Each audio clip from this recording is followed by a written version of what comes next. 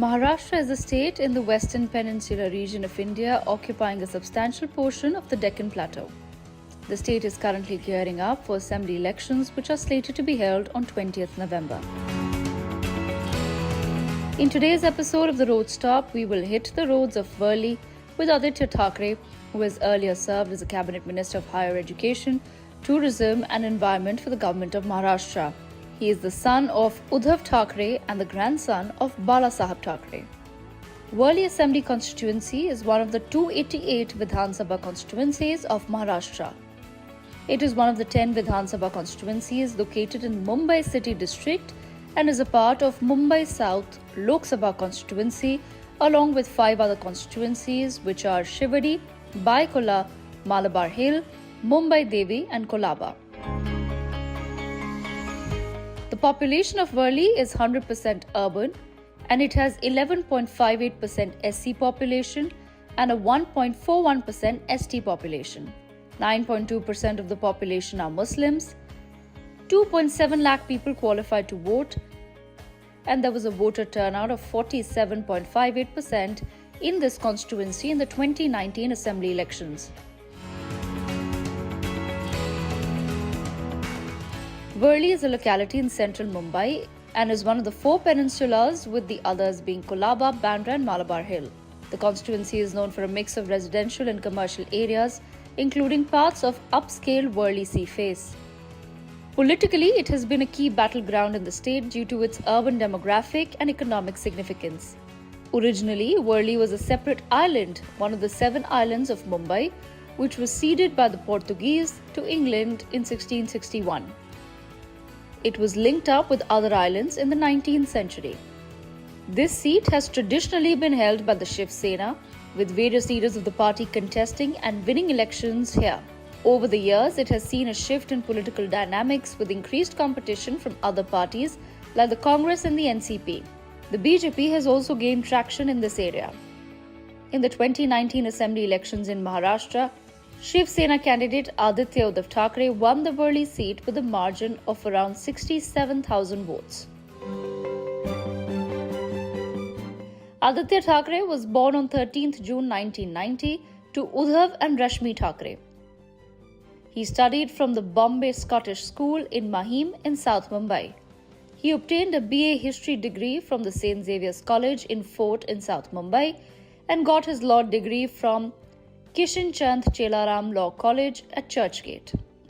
He is the son of Uddhav Thackeray, who was an Indian politician who served as the 19th Chief Minister of Maharashtra, leader of the Shiv Sena UBT, and the grandson of Balasaheb Thackeray, who founded the original Shiv Sena. In October 2019, Thackeray contested the 2019 Maharashtra Legislative Assembly elections and emerged victorious. He became the Cabinet Minister for Tourism, Protocol and Environment on 30th December 2019 in the Uddhav Thackeray-led Maha Vikas Aghadi government. Prior to getting officially elected, Thackeray played a significant role in several projects during the Devendra Fadnavis-led government, prominently being the ban of single-use plastics in Maharashtra, which was well received by residents of the state.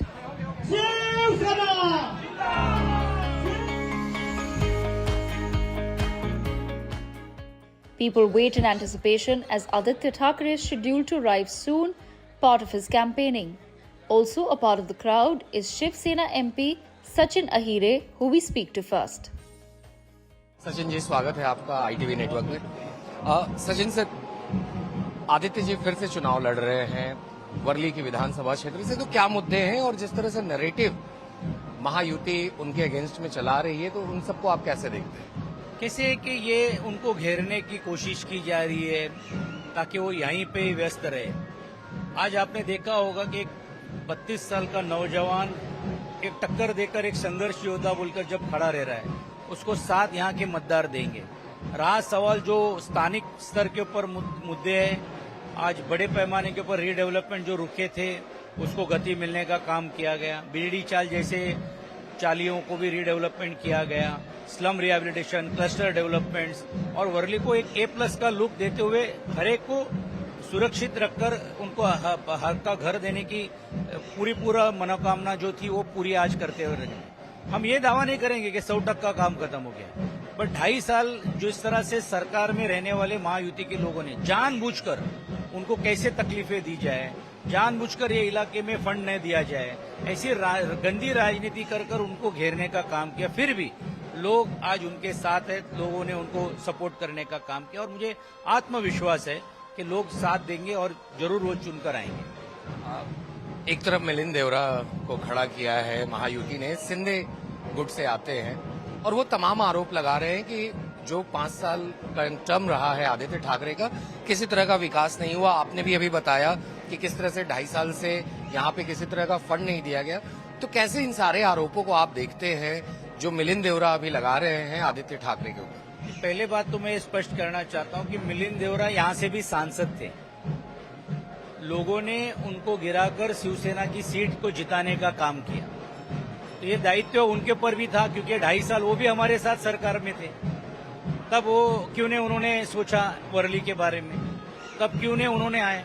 और आज अभी 1.5-2 साल में जब वो राज्यसभा के सदस्य महायुति से बने, कितना विकास काम या कितने बार इस वर्ली इलाके के बारे में उन्होंने बात करने का काम किया, क्योंकि वो सांसद थे। अगर वो सांसद नहीं होते और आज उम्मीदवार होते तो भी मैं मानता, लेकिन सांसद होने के बावजूद भी जो उन्होंने यहाँ के विषयों को लेना चाहिए था, एक बार भी उन्होंने कभी बात की क्या, एक बार भी उस चीज के बारे में चर्चा की क्या। चुनाव जब आते हैं उसके 6 महीने पहले वो बात करने लगते हैं। तो मुझे लगता है लोगों को ने उनका काम देखा है, जो हमारे पे आरोप करते मिलते नहीं है, तो ये सब लागू उनके ऊपर भी होता है, ऐसा नहीं कि नहीं है। और जनता बहुत सुज्ञ है। तो सवाल यही है कि जो रिजेक्टेड है उन लोगों को सामने खड़ा करने का काम किया है। फिर आज संदीप देशपांडे जी वो चुनाव हारे हैं प्रभा देवी से, महानगर पालिका, एक महानगर पालिका के हारे हुए चुनाव को सामने रखने का काम किया गया। तो ये सिर्फ, और जो बी टीम बोलकर काम कर रही है भारतीय जनता पार्टी की, और जो कहते हैं एक बाजू में हम सेक्युलर है और एक बाजू में मिलिंद देवरा जी कहते हैं, दूसरे बाजू में ये बी टीम को सामने खड़ा करने का काम करते हैं। वो स्पष्ट करे ना कि उनकी भूमिका क्या है यहाँ की सेक्युलरिज्म के बारे में। मिलिंद देवरा जी स्पष्ट करे कि उनको भोंगे बंद चाहिए क्या, जो राज ठाकरे कह रहे उससे वो सहमत है क्या। तो अपनी राजनीति बहुत सोए अनुसार जो करने का काम जो करते हैं वो लोगों को मालूम है, और इसलिए लोग उनको नहीं वोट देंगे, ऐसा हमारा मानना है। राज ठाकरे की आपने बात की, जिस तरह से उन्होंने अभी बयान दिया है उद्धव जी को लेकर भी कि उन्होंने अपनी आइडियोलॉजी बेच दी, कैसे बाला साहब ठाकरे के नाम के आगे से हिंदू हृदय सम्राट हटाकर जनाब बाला साहब ठाकरे लिखा गया कई जगह पोस्टरों पे। फिर महाराष्ट्र में हमने अभी देखा किस तरह से बटेंगे तो कटेंगे के पोस्टर लगे, फिर वहीं बटेंगे तो पिटेंगे के भी पोस्टर्स लगे। तो ये सारी नैरेटिव को आप कैसे देखते हैं इस चुनाव में? मैं आपको एक फोटो दिखाना चाहता हूं कि जिसमें खुद राज ठाकरे जी और उद्धव जी एक कार्यक्रम में साथ में, जिसमें हिंदू हृदय सम्राट स्वर्गीय बाला साहब ठाकरे जी का नाम लिखा गया है। ये और एक फेक नैरेटिव्स की जा रही है जिसको कोई आधार नहीं है, जनाधार नहीं है। आज जब ये बात ये लोग करते हैं, यही लोग हैं और इनके ही उम्मीदवार हैं जो जाके ईद में बराबर अपनी दावतें खाते, जो मदरसे में जाकर वोट मांगने बराबर चुप चुप के जाते हैं। तब इनको ये सब चीजें क्यों नहीं आती? वो कह दे कि भाई नहीं, हमको वोट की जरूरत है। ऐसा है कि कोई भी तबका और कोई भी धर्म के लोग भारत के नागरिक है, उनको वोट का अधिकार है। अगर हिंदू धर्म गुरु के पास हम जा सकते हैं तो अन्य धर्मों के पास भी जाना ये कोई गलत बात नहीं है। और ये आज नहीं, और बाला साहब ने कभी भी किसी एक समाज का द्वेष नहीं किया था। उन्होंने कहा था कि जो भी समाज के जो हमारे देश के खिलाफ है उनके बारे में उनकी शिकायतें थी और की, और वो मुझे लगता है हर तबके के समाज के लोग मान्य करते हैं कि जरूर ये बात स्पष्ट होगी। इसीलिए ऐसे तरह के नैरेटिव्स तैयार करके वोटों को डिवाइड करने का काम वो करने की कोशिश है। एक बाजू में वो ये बात करते हैं, दूसरे बाजू में देश के पंतप्रधान आते हैं, योगीनाथ जी आते हैं, वो कहते हैं कटेंगे तो बटेंगे। देश के पंतप्रधान कहते एक है तो सेफ है। ये क्या है? क्यों नहीं विकास की बात कर रहे हैं? क्यों नहीं वो महाराष्ट्र के हम क्या देंगे, हमने क्या दिया है उसके बारे में? तो जब भारतीय जनता पार्टी और उनके सहयोगी चुनाव हारते हैं तब ये हिंदू मुस्लिम का मुद्दा सामने करने का काम किया जाता है। ये दुर्दैव है। हमने ये मुद्दा नहीं लिया, हम बेरोजगारी का मुद्दा ले रहे हैं, महिलाओं का सुरक्षण की बात कर रहे हैं, जो शेतकरी है उनको कर्ज मुक्त करने की बात कर रहे हैं। तो हमारे जो नैरेटिव्स है वो विकास के हैं और इनके जो नैरेटिव्स है ये जाति जाति और धर्मों को बांटने का काम। अगर जाति धर्म की बात करें तो क्लियर करे कि मराठा समाज के बारे में उनकी क्या भूमिका है, ओबीसी समाज के बारे में क्या भूमिका है। एक बाजू में कहते हैं हम मराठा को आरक्षण देंगे, दूसरे बाजू में ओबीसी को कहते हैं कि हम नहीं देंगे। न मांगते हुए भी अन्य समाज को आरक्षण दिया जा रहा है, लेकिन जो है वो समाज के लोगों की योजनाएं बंद की जा रही है। एक बाजू में महिलाओं को 1500 रुपए की लाड़की बहन बोलकर योजना जाहिर की जाती है, दूसरे बाजू में गैस सिलेंडर, दूसरे बाजू में कर्जी जो शेतकरियों के बारे में और जीएसटी और टैक्स बढ़ाकर दूसरे तरह से पैसा लिया जाता है। तो ये जो दुहेरी जो भूमिका है ये लोगों तक के लोगों को मालूम है और इसलिए लोग इसके बारे में ये लोकसभा में भी ऐसी जब चीजें आई है तो लोगों ने इनको नकारा है, ठुकराया है और वही ट्रेंड इस विधानसभा में रहेगा, ऐसी हमारी अपेक्षा। आज चूंकि आदित्य ठाकरे जी इसी अंबिका अन्नपूर्णेश्वरी मंदिर से अपने कैंपेन को भी आगे बढ़ाएंगे। पिछले बार उनकी जीत का जो आंकड़ा था वो 60,000 से अधिक वोटों का था, तो इस बार कितनी जीत के लिए, कितनी बड़ी जीत के लिए आप लोग सुनिश्चित हैं? जरूर, बहुत हमारी अपेक्षा है कि भारी से भारी वोटों से जीते। कितनी वोटिंग होगी, कितनी परसेंटेज होगी, इसके लिए आंकड़ों के खेल में न जाते हुए हमको आत्मविश्वास है कि वर्ली की जनता, एक नौजवान जो कुछ तो भी करना चाह रहा है, एक संघर्ष योद्धा बोलकर मुंबई के प्रश्नों को लेकर, वर्लीकरों के प्रश्नों को लेकर लड़ रहा है, ऐसे वक्त के ऊपर उसको साथ देना ये एक हमारा कर्तव्य है, एक वर्लीकर बोलकर एक कर्तव्य है। इसीलिए भारी से भारी वोटों से वो जीत कर आएंगे, ऐसी हमारी अपेक्षा है। Aditya Thackeray arrives and goes straight ahead for his temple prayers. While at the temple, he is greeted by people who adorn him with garlands. Meanwhile, we get an opportunity to speak to Aditya Thackeray as he begins his campaign. अभी हमारे साथ बात करने के लिए मौजूद हैं Shiv Sena UBT के नेता आदित्य ठाकरे जी। आदित्य जी, काफी महत्वपूर्ण चुनाव है, इस बार आप फिर से वर्ली से कैंडिडेट के तौर पे हैं, आपके सामने मिलिंद देवरा है, तो किस तरह का मुकाबला आप यहाँ देख रहे हैं? मेरे सामने सिर्फ एक व्यक्ति नहीं है, बहुत सारे उम्मीदवार हैं और यही मैं कहता हूं कि सारे उम्मीदवार महत्वपूर्ण हैं। कोई एक आदमी सिर्फ सरनेम की वजह से या जो कोई उनके पद पहले रहा है इसलिए इम्पोर्टेंट नहीं रहता, उनके काम बोलते हैं। आज मैं देख रहा हूं कि सारे जो उम्मीदवार हैं कोई सपना लेके आया है और मैंने जो सपने दिखाए थे वो पूरे कर दिखाए है। वर्ली के जो आश्वासन थे वो पूरे किए हैं। अभी नेक्स्ट स्टेप है मूविंग वर्ली फॉरवर्ड, तो उस पर हम काम कर रहे हैं। प्रधानमंत्री नरेंद्र मोदी आते हैं महाराष्ट्र में, वो आरोप लगाते हैं महाविकास अघाड़ी पे कि किस तरह से महाविकास अघाड़ी ने काम नहीं किया जब वो 2.5 साल की सरकार में यहाँ थी, और फिर वो एक आह्वान भी करते हैं, एक रहोगे तो सेफ रहोगे। तो इन सारे बयान को प्रधानमंत्री के आप कैसे देखते हैं? मुझे लगता है एक रहोगे तो सेफ रहोगे, प्रधानमंत्री महोदय यही कह रहे हैं कि जो भाजपा की नीति होती है, बांटो और जीतो फिर लूटो। अगर हम सब साथ में रहेंगे, एक रहेंगे महाराष्ट्र में, तो भाजपा से सेफ रहेंगे। तो यही बात वो कहना चाहते थे, वो भाजपा की तरफ से यही बात कहना चाहते थे। और दूसरी बात यही है कि उन्होंने जवाब देना चाहिए कि अभी तो वो आने शुरू हुए हैं, लेकिन पिछले 5 सालों में सारे के सारे जॉब्स, सारे के सारे इंडस्ट्रीज यहाँ से लेकर वो गुजरात क्यों लेके गए? वहाँ अभी उसमें कोई जवाब नहीं है। अभी आके कोई ना कोई धार्मिकवाद निर्माण करेंगे, कोई ना कोई जाति में वाद निर्माण करेंगे, लेकिन जो काम की बातें होती है, जो इंफ्रास्ट्रक्चर की बातें होती है, जो सेवा की बातें होते हैं, वो क्यों नहीं करते? हमें तो ऐसे लगने लगा था कि महाराष्ट्र क्या हम इस देश में है कि नहीं, क्योंकि जो केंद्र सरकार से हम पे अन्याय होता है, जीएसटी ना वक्त पे आता है, कभी ना कोई इंडस्ट्री आती है, तो ये अन्याय सिर्फ भाजपा के दौरान होने शुरू होगा। आपके चाचा जी हैं राज ठाकरे, उन्होंने आपके पिता पे भी काफी बड़े आरोप लगाए हैं कि उन्होंने अपनी आइडियोलॉजी से समझौता किया, और लगातार उन्होंने ये भी आरोप लगाया कि किस तरह से कांग्रेस के साथ चली गई। अगर आप मनसे का इतिहास देखें तो हर एक चुनाव में अलग भूमिका लेती है, जो उनको सेट करते हैं उन्हीं के साथ जाते हैं, तो मैं ज्यादा महत्व नहीं देता उन्हें। वर्ली के लिए इस बार क्या वादे रहेंगे आपके वर्ली के लोगों के लिए? किस तरह से विजन है आपका? विजन यही है, एक तो गृह निर्माण का बड़ा विषय है, बहुत सारी इमारतें 100 साल पुरानी है, तो वो पुनर्विकास के लिए जारी है। दूसरा, ट्रैफिक का जो मसला है, महाराष्ट्र में हो मुंबई में हो, वो हल करना है, और काफी सारे जो लोकल इश्यूज है उसमें तो काम जारी है। यहाँ लगातार बीजेपी के तमाम बड़े नेता आ रहे हैं, कभी यहाँ पे पोस्टर देखने को मिलता है बटेंगे तो कटेंगे, फिर उत्तर भारतीयों के लिए बीजेपी के नेता हमारे महाराष्ट्र पे आक्रमण कर रहे हैं सिर्फ लूटने के लिए, बाकी कुछ नहीं। और जिस तरह से महाविकास आघाड़ी की ये जितनी भी गारंटीज लॉन्च की गई हैं, तो बीजेपी आरोप लगाती है कि महाविकास आघाड़ी ने पहले भी कांग्रेस ने कहीं अपने वादे पूरे नहीं किए। पहले वो मोदी गारंटी पे बात करें, वो तो सारे जुमले थे, उस पे बात करें। इस बार का मुकाबला काफी अहम है शिवसेना के लिए, क्योंकि लोकसभा चुनाव के बाद आपकी दोनों शिवसेना फिर से आमने सामने एक आइडेंटिटी। ये मुकाबला इसलिए महत्वपूर्ण है, अहम है, क्योंकि ये लड़ाई महाराष्ट्र के अस्तित्व की है। ये लड़ाई महाराष्ट्र की और जाएगा उस पर है। Newsx goes on to speak to the people and understand the pulse of Worli.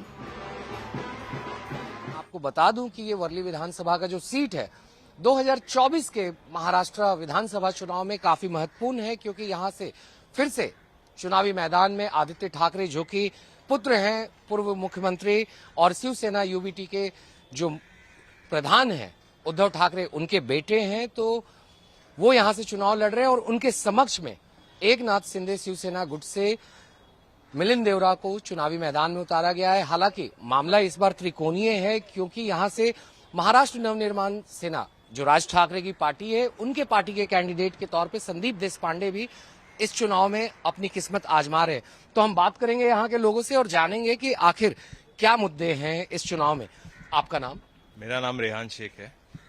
Rehan, काफी हाई प्रोफाइल क्षेत्र बन गया है वर्ली का, क्या मुद्दे हैं यहाँ पे, कैसे आप देखते हैं पिछले 5 साल के कार्यकाल को, कितना डेवलपमेंट आपके क्षेत्र में हुआ है? जैसे आपको पता है कि ये धोबी घाट का इलाका है, तो यहाँ पे हमें लग रहा है कि ये टाइम काफी टफ कंपटीशन होने वाला है, क्योंकि आदित्य ठाकरे जी है, संदीप देशपांडे जी है और मिलिंद देवरा जी भी है। तो अभी फिलहाल कुछ कह नहीं सकते कि कौन जीतेगा कौन हारेगा। और रही बात डेवलपमेंट की, तो डेवलपमेंट तो हर कोई कर रहा है, अपने एंड से सब पूरी कोशिश कर रहे हैं, but this time I think it's going to be a tough fight and right now we can not say who will win. पिछले 5 साल आदित्य ठाकरे ने आपका प्रतिनिधित्व किया है महाराष्ट्र की विधानसभा में, उनके कार्य को आप कैसे देखते हैं? खास तौर पर जो धोबी घाट का इलाका है, काफी कंजेस्टेड इलाका है, काफी पुरानी इमारतें हैं यहाँ पर, और जो रिकंस्ट्रक्शन का एक मुद्दा है, जो पुराने घर हैं उनको फिर से रिकंस्ट्रक्ट करने का मुद्दा है, तो इन सारे चीजों पर किस तरह से काम हुआ है? देखिए 5 साल मुझे लगता है उनके लिए बोलना कि उन्होंने क्या काम किया ये मुश्किल रहेगा। काम हुए हैं, नहीं ऐसा नहीं, बट ये रीडेवलपमेंट वगैरह ये काफी बड़े मुद्दे हैं। मुझे ऐसा लगता है कि अगर इस बार वो फिर से जीत के आते हैं तो हम बता पाएंगे कि उन्होंने कितना डेवलपमेंट किया है कितना नहीं किया है। बट आदित्य जी ने भी काफी अच्छा काम किया है और यहाँ पे बहुत सारे सपोर्टर्स हैं उनके, तो आई थिंक उनको और एक चांस मिलना चाहिए। सेना वर्सेस सेना की लड़ाई में मिलिंद देवरा अब उनके सामने हैं, तो क्या लगता है सेना, असली सेना यहाँ से कौन बनकर आएगा, कौन सेनापति होगा इस चुनाव में? देखिए कहना तो अभी वही मैं बोल रहा हूँ, बहुत मुश्किल है, बट टफ फाइट होगा और देखने मजा आएगा हमें भी कि क्या होता है। अभी ये गठबंधन जो बना है इससे अभी पता चलेगा कि कौन आते हैं, आदित्य जी आते हैं, महाविकास आघाड़ी आती है या मिलिंद देवरा जी आते हैं। ठीक है, तो अभी और भी लोग हैं, हम जिनसे बात करेंगे और जानेंगे कि यहाँ के मुद्दे क्या हैं। आपका नाम? मेरा नाम रक्षित सारंग। रक्षित जी, सबसे पहला सवाल, महाविकास आघाड़ी की सरकार आई थी पहले, उसके बाद महायुति की सरकार हो गई। दोनों सरकारों ने काफी, इस बार जो अलायंस है इनका, उन लोगों ने काफी गारंटीज की घोषणा की है, तो कैसे देखते हैं इन गारंटीज को जिस तरह से लगातार घोषणाएं की जा रही हैं इस चुनाव में? मुझे ऐसा लगता है कि हमारे वर्ली विधानसभा में तो मोस्टली तो शिवसेना ही आ रही है, आदित्य जी ठाकरे इनकी, तो मुझे यही लग रहा है कि यही आ सकते हैं ये साल भी। मगर मुकाबला बेहद दिलचस्प है, चूंकि एकनाथ शिंदे गुट से मिलिंद देवरा जी भी चुनाव लड़ रहे हैं। उन्होंने भी, वो पहले 2 बार एमपी रह चुके हैं मुंबई से ही, फिर वो इस बार भी राज्यसभा में एमपी है और इस चुनाव में भी वो उतरे हैं। फिर दूसरी तरफ संदीप देशपांडे भी हैं, तो मामला दिलचस्प है। तो कैसे भरोसा किया जाए कि किस पार्टी की तरफ वोट ज्यादा जाएंगे? मुझे तो मेरे एरिया में तो ऐसा ही लग रहा है कि मोस्टली आदित्य जी ठाकरे ही चुन के आ सकते हैं, क्योंकि मेरे बचपन से मैं देख रहा हूँ तो उनका सपोर्ट यहाँ पे सबसे ज्यादा है। धोबी घाट का इलाका है, काफी तंग गलियां भी हैं इधर, सड़कें पतली पतली हैं, ट्रैफिक का बहुत बड़ा इशू है, पुराने जो मकान हैं काफी जर्जर मकान हो चुके हैं, उनको रीडेवलप करने का भी मुद्दा बड़ा है। तो इन सारे मुद्दों पर आप कैसे देखते हैं आदित्य ठाकरे के काम को पिछले 5 सालों में? आदित्य ठाकरे तो अभी अभी नए आए हैं, तो मुझे मतलब इतना ज्यादा तो उनको अभी डेवलपमेंट के लिए ऑप्शंस मिले नहीं है यहाँ पे। तो मोस्टली अगर उनको ऑप्शंस मिलते हैं यहाँ पे चुनाव जीतने के लिए, तो कुछ आगे कर सकते हैं डेवलपमेंट के regarding. The battle for the legacy of Balasaheb Thackeray in Maharashtra has put all the attention on this young third-generation leader. Whether he lives up to the challenge is something that only time will tell. For now, this is all we had for this episode of The Road Stop.